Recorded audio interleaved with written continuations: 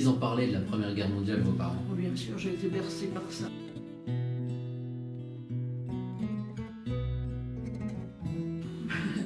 J'ai été élevée, j'ose pas dire, mais Ah si, si, allez-y. contre les Allemands. Alors, Ouais, ils bien sûr. s'appellent Bosch. Bien sûr.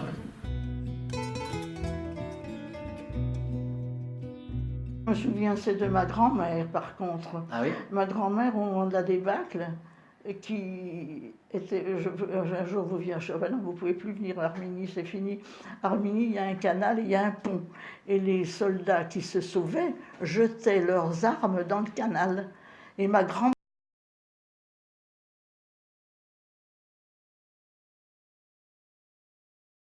les a assez mal... Les insultés. un peu insultée, c'était pas son genre tellement, enfin elle les a insultés parce qu'elle ne pouvait pas supporter, elle qui avait eu 2 fils qui s'étaient battus contre les Allemands, elle ne pouvait pas admettre que ces gars partaient en débandade, elle n'a jamais pu l'admettre. Et mon père l'a pas bien admis non plus, la débâcle. Ah oui. Et il n'y avait qu'une chose qui me passionnait, c'était cette école de Lyon que je connaissais. Alors là, à ce moment-là, je ne sais pas du tout comment j'ai connu cette école de Lyon. Je ne me rappelle plus du tout. Et j'avais que ça dans la tête. Mais attendez, pour y aller, il fallait s'inscrire. Pour s'inscrire, il fallait passer la ligne de démarcation. Et c'est là qu'on passait la ligne de démarcation en fraude. Études, deuxièmement, l'école plaçait les élèves. Et on avait des situations tout de suite, et c'est ce qui m'intéressait. C'était une école uniquement pour jeunes filles? Uniquement pour jeunes filles, école technique lyonnaise. Ouais. Qui a été fondée, donc vous me disiez, par Herriot, après la guerre de 14, pour former les assistantes d'ingénieurs. Voilà. C'est ça. Le but d'Herriot, c'était ça. Comment elle s'est passée cette rentrée? Ah, c'était très joyeux. C'est vrai? C'était très, très joyeux. Malgré la guerre? Malgré la guerre, oui, oui. Alors, est-ce que vous avez déjà parlé de ce monome? Est-ce que c'est possible, justement? Parce qu'il y a eu un monome énorme, quand le maréchal Pétain est venu à Lyon. Oui. On avait déjà fait des autres monomes. Non, non, non, non, non.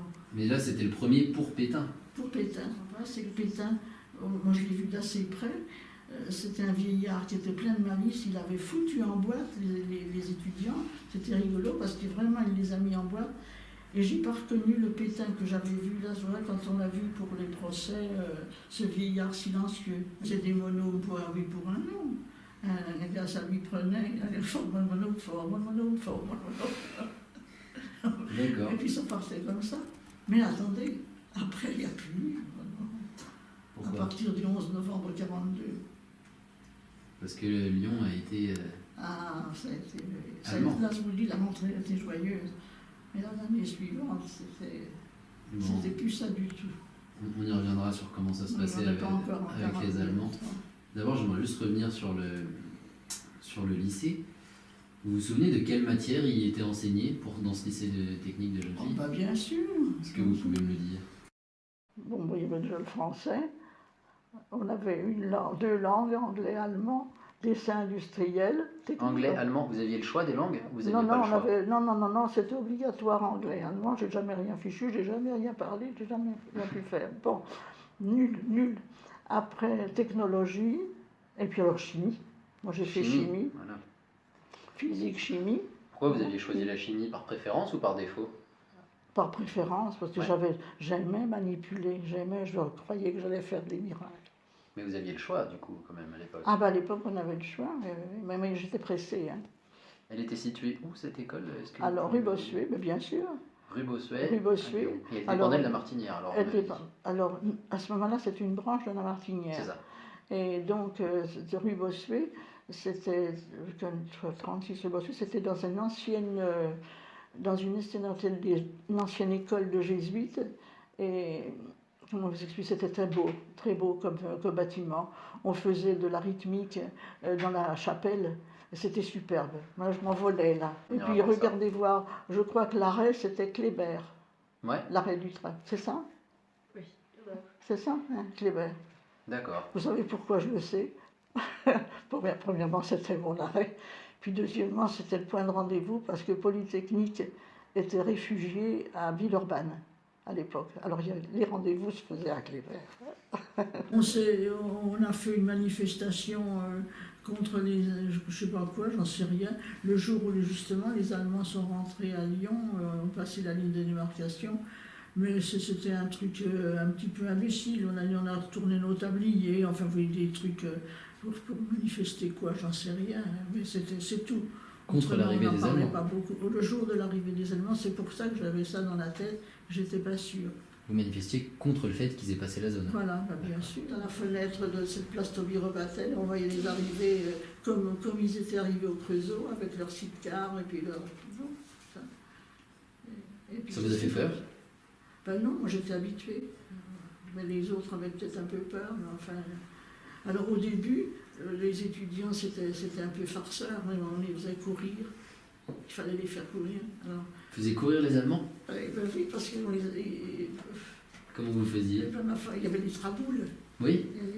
Ils s'y perdaient. Ils n'ont pas mis longtemps pour trouver les traboules. Il y avait justement ce tramway de l'avenue Berthelot qui était... il y avait des étudiants qui mettaient...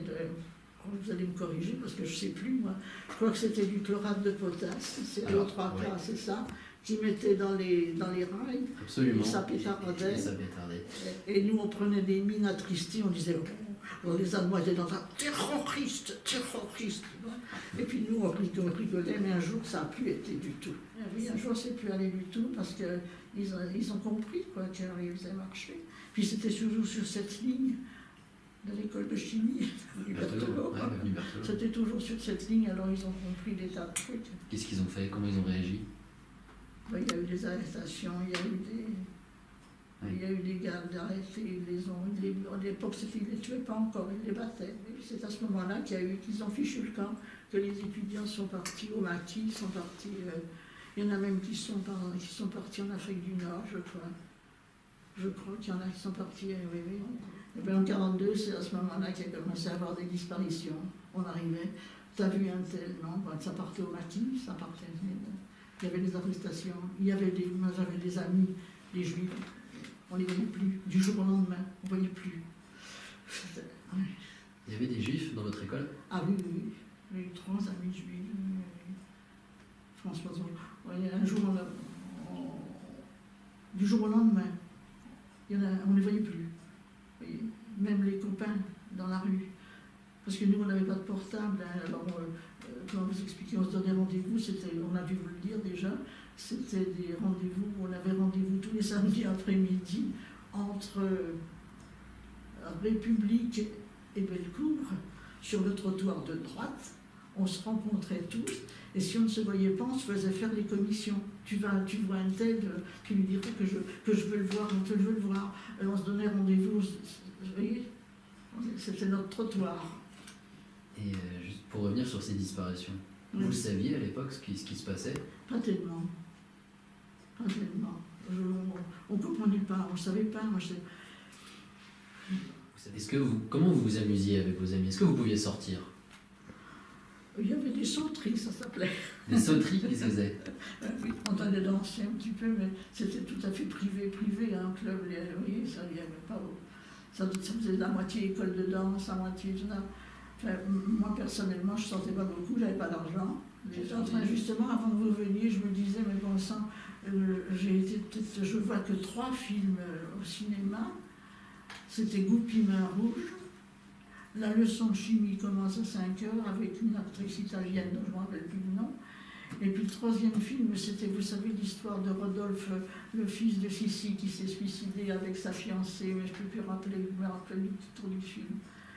Et la place de cinéma coûtait 2 francs. Et quand on faisait de la figuration dans le théâtre, on gagnait 2 francs. Alors, je faisais partie comment ça s'appelle, de la chorale universitaire. Oui. Il y avait des groupes de chorale, et je faisais partie de cette chorale universitaire. On avait travaillé tous la 9e symphonie et les maîtres chanteurs de Nuremberg, oui c'est ça. On a donné la 9e symphonie à l'Opéra de Lyon. Et quand le rideau s'est ouvert, c'était un parterre vert de gris. Alors, est-ce que c'est ça qui m'a influencé? J'en sais rien, mais je ne sais plus. J'étais donc dans ces chorales universitaires Et puis d'un coup, je me retrouve avec César Geoffrey et les jeunesses musicales et les chorales à cœur joie. Alors c'est qui César Geoffrey? César Geoffrey, vous ne connaissez pas? Ah non, vous connaissez César Geoffrey? Eh bien, c'est les chorales à cœur joie, ça vous dit rien? Francine Cocampo, tout ça. Et alors à l'époque aussi, comment il s'appelle?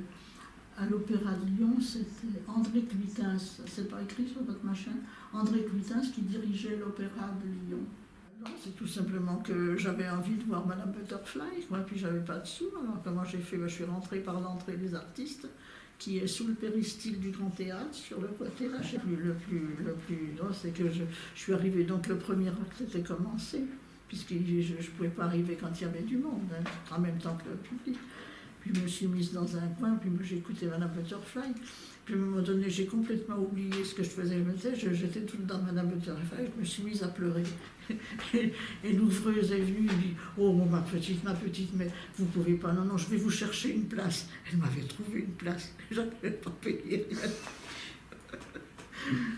Et alors c'est là, à ce moment-là, que j'ai pris peur, parce que c'était encore une fois, comme le coup de la 9e symphonie, un parterre vert de gris. Vous avez les Allemands partout. Comment ça se passe? À Lyon, ma foi, tous les, alors ça devait être le jeudi après-midi, on allait au stade, c'était un stade à la Croix-Rousse, mais je ne savais plus comment il s'appelait. On allait, on s'entraînait, on faisait de la gymnastique et de la course, mais j'ai jamais fait de foot, hein. Mais c'était dans le cadre du FCL, voilà.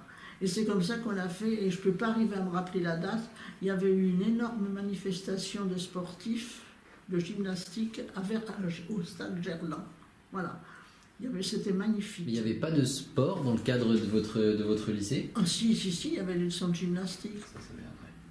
Il y avait des leçons de gymnastique quand même. Oui. Et justement, c'était magnifique, parce que c'était dans cette chapelle. Vous irez voir quand même qu'est-ce que c'est devenu ce truc-là. C'était dans la mairie du 6e, c'était donc une ancienne école de jésuites qui avait été désaffectée, dirons-nous. Et c'était très joli de faire de la gymnastique dans cette chapelle. Alors là, moi, je me suis régalée. Alors moi, c'était plutôt dimanche matin, quand on n'avait pas de gymnastique, eh bien, on prenait notre petit paquet, puis on allait faire du patin à roulettes. Mais je ne peux pas me rappeler le nom, c'est sous Fourvière, ça s'appelait, il y a un nom, mais vous le retrouverez peut-être, mais je ne sais plus. Puis c'était tout, c'est du patin à roulettes, on était contents. On revenait un peu bosselé, mais enfin, on était bien contents. On allait à la piscine, C'était à Garibaldi? À Garibaldi, oui. Ok, et vous y alliez entre amis? C'était piscine réservée filles, réservée garçons? Tout le monde. Il y avait un monde fou parce que justement c'était chauffé. D'accord, donc vous y alliez pas pour du sport, quoi? Ah non, là c'était pas dans le cadre de l'école, on y allait à titre, on y allait comme ça le dimanche après-midi. Ça faisait partie de vos sorties du week-end? Voilà, c'était les trucs qui coûtaient pas cher. Et puis ça nous chauffait, on était chauffés pendant quelques heures. On l'appelait le Watman, nous. C'est lui qui donnait les billets. Il nous faisait un peu la chasse parce que nous on ne voulait pas payer. Donc j'expliquais à Robin que quand les jours où il y avait du vent, c'était l'astuce de prendre le tramway quand il arrivait au début du pont Morand. Et puis on descendait à moitié en marche quand il arrivait à l'autre bout, comme si on avait passé le vent. Mais il ne fallait pas payer. D'abord, j'adorais ce quartier des terreaux. J'avais un trajet qui était très joli pour aller à l'école. Vous voyez ce que je prenais comme trajet, hein, sous l'hôtel de ville. C'était l'hôtel de ville qui était resté ouvert. En toute la guerre, il est resté ouvert. Après, je prenais mon péristyle du Grand Théâtre, là. Je lisais les affiches. Et puis après, je prenais mon pont Morand, et puis on descendait dans toute fontaine, là, et puis après on allait à l'école. Alors quand vraiment il faisait trop mauvais, on prenait le tramway, et autrement on faisait tout à pied. Moi je faisais beaucoup à pied, 4 fois par jour on faisait le trajet. Vous étiez toute seule à Tauby-Robatel ou vous étiez plusieurs dans ce logement? Ah mais c'était une pension de famille, c'était une pension de jeunes filles. C'était un foyer protestant. Vous étiez sur 2 étages, oui. Il y avait des petites chambres, des chambres de 2 ou de 3.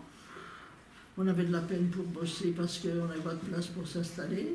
Comme Alice, moi je faisais du dessin industriel, mais on se fichait pas mal que j'ai pas de place. Bon, la directrice était absolument charmante, c'était une dame qui nous permettait le soir, pour bosser, d'aller dans la cuisine. La cuisine restait un relent de chaleur de la cuisinière. Parce que naturellement, on n'avait pas de chauffage. Puis quant à la nourriture, je ne vous dis pas, on a été quand même presque 6 mois sans voir une pomme de terre. Bon. Je vous dis, mon amie Renée, que vous avez vu là, elle pleurait parce qu'elle avait faim. C'était une grande. Puis moi, je pleurais parce que j'avais froid. Voilà. Moi, je me demande si on ne se sentait pas mauvais, puisqu'on ne s'est douché pas tellement. On n'avait pas beaucoup de vêtements, puisqu'il n'y avait rien, il n'y avait pas de tissu. Alors il fallait. C'est à ce moment-là qu'ils ont inventé la rayonne, qu'ils ont inventé des trucs comme ça. Mais enfin, on retournait nos vêtements, on retournait. Je sais que maman m'avait retourné un manteau. On cachait les pièces, et puis on mettait le côté qui était usé à l'intérieur. Enfin, on se débrouillait comme ça. Il n'y avait pas de tissu, il n'y avait pas de chaussures. On avait des semelles de bois.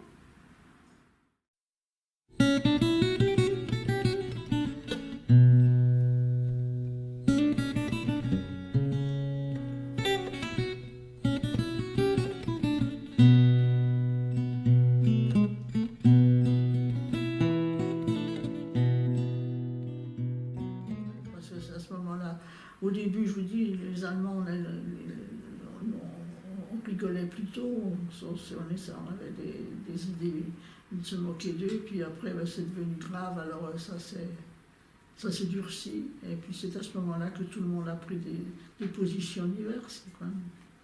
Et parmi ces gens, Paul Sidonier. Paul Sidonier, voilà. Alors, qui c'était par rapport à vous, pour commencer? Un bon copain. Je connaissais très bien sa sœur, puis après ils sont venus sur Lyon, alors on s'est fréquenté à ce moment-là. Je devais faire l'école de commerce à Lyon, qui était rue de la Charité, je ne sais pas si elle y est toujours. Au lieu de rentrer à l'école, il est parti au maquis, puis on ne l'a plus revu, c'était fini.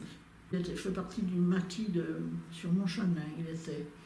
Et stupidement, il y a eu des choses absolument, il s'est fait tuer, ça a été des trucs stupides.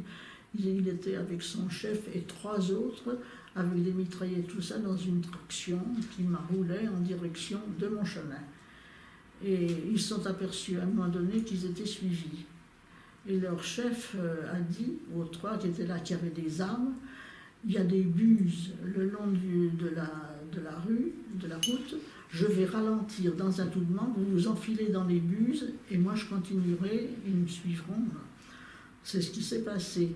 Mais les Allemands ont intercepté la voiture où il était un peu trop tôt, trop près des buses. Et mon Polo, au lieu de rester dans sa buse, caché avec son arme, il est sorti et il a voulu descendre l'Allemand qui menaçait son chef. Voilà. Donc arrêter les armes à la main. Et voilà, toute l'histoire du Polo. Et puis moi j'ai connu à Mâcon aussi le fils Gardonnet qui a été fusillé dans la rue. Alors là, à Mâcon. Ouais. À Mâcon. Est-ce que vous aviez été à Mâcon aussi un petit peu? Eh ben, c'est-à-dire c'était des amis de mes parents. Et puis Mâcon, c'était sur notre chemin quand on passait la ligne de démarcation. Gardonnet était maire de Mâcon, monsieur Gardonnet. Et son fils a été fusillé alors avec tous dans la rue. C'était atroce, là, c'était atroce. Alors ils se sont fait prendre aussi bêtement, mais toutes des histoires bêtes. Le Polo, là, il serait resté dans sa buse. Mais non, il est sorti. Puis le fils Gardonnet, c'était un petit peu pareil. Ils se sont fait prendre bêtement, quoi. Et il y a eu des histoires de maquis lamentables, des histoires qui n'auraient pas dû exister. Ça a été mal organisé, ça a été mal... je ne sais pas, mais enfin... C'est ce que mon père disait. Mon père était un peu désorienté parce qu'il était donc très, très pétain, mais après il ne savait plus. Et puis ce qui lui déplaisait à mon père, c'était la désobéissance de Gaulle. Vous voyez, c'est ça. Mon père, au début, il n'a pas compris. Il n'a pas compris du tout De Gaulle. Vous voyez, pour lui, c'était une désobéissance, c'était pas bien. C'est après. Il n'a jamais aimé De Gaulle, je ne sais pas pourquoi. Alors moi non plus, je faisais comme lui. Mais moi je ne connaissais rien du tout, je faisais comme lui. Toute confiance. On a toujours été complètement tout retourné, tout peiné, on n'y comprenait plus rien. On ne comprenait plus grand-chose à rien. Puis je vous dis, notre préoccupation, c'était de survivre, c'était ça. Et pour vous, il y avait un réel enjeu autour de cette libération ou... Je ne me rappelle plus. Ben oui, il y avait quand même l'enjeu de voir partir les Allemands. On ne pouvait plus les supporter. Il y avait eu trop d'atrocités, il y avait trop eu de... Donc c'était quand même de la trop joie. De violence. Ah ben oui, il y avait un peu de joie. Il y avait beaucoup de joie, Une espèce de soulagement qui a été vite retombé, puisque de toute façon, on tombait dans la même truc de pénurie, de manque. Pour vous, qu'est-ce que la guerre a changé dans votre parcours en général? Quelles répercussions? Est-ce qu'il y a eu un héritage?